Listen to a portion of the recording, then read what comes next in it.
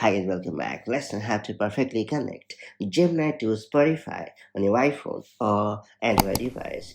If you want hands-free music control using Google's AI, connecting Google Gemini to Spotify lets you play songs, albums, and playlists with simple voice commands. So whether you're using an iPhone or an Android device, linking the two services allow Gemini to access your Spotify account so that you can instantly stream your favorite tracks, discover new music, or even control playback without opening the app manually. That said, let's get started.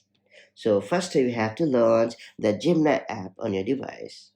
After that, you have to hit your profile located at the top right corner of the screen. Then you have to choose Connected Apps option. After that, you have to scroll down to find Spotify and enable the toggle located right next to it.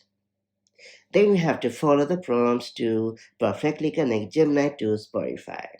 And once you have successfully connected Gemini to Spotify, launch the chat and enter a command like play top hits on Spotify, and Gemini will do the job instantly for you.